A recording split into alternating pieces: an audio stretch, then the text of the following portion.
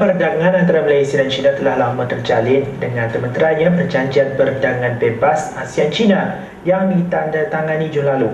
Hasil hubungan perdagangan itu membuka pintu perdagangan bukan sahaja kepada penggiat industri luar negara, malah membuka peluang perniagaan kepada pengusaha tempatan. Tempias daripada Perjanjian Perdagangan Bebas ASEAN-China itu menjadikan negeri Perak sebagai salah satu pusat perdagangan dan pemasaran produk-produk berkualiti keluaran China di rantau Asia Tenggara.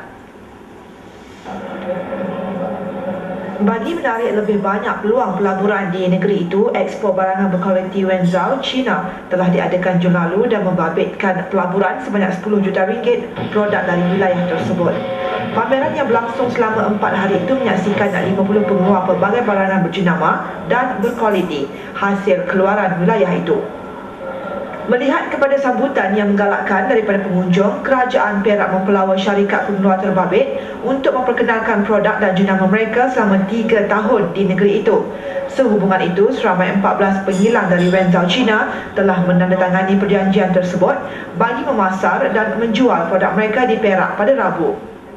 Pasaraya Hill City milik Morubina Holding Sdn Bhd yang terletak di Pangkalan Ipoh telah membuka peluang kepada para peniaga terbabit untuk mempamerkan produk mereka di tingkat 2 pasaraya tersebut. Datuk Bandar Ipoh, Datuk Roshidi Hashim, diberi penghormatan untuk merasmikan pusat pameran industri dan produk komersial China ini dalam usaha yang penuh meriah.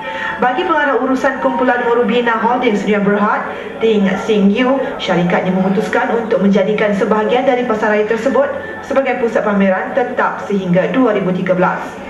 Ujarnya, selain membuka peluang pelaburan kepada peniaga luar, ia juga bakal membantu menaikkan nama pasaraya tersebut yang kini terpaksa bersaing dengan pasaraya lain di bandaraya itu. We are already signed contract with them for tenancy for 3 years. Because for them it's a long-term investment, not for short-term. With 3 years tenancy.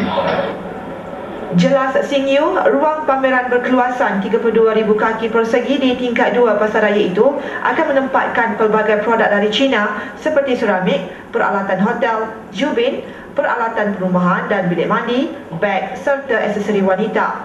Sementara tingkat 3 pasaraya yang berkeluasan 60,000 kaki persegi itu akan dibangunkan tahun depan bagi menampung lebih banyak produk yang bakal dibawa masuk dari negara terbabit.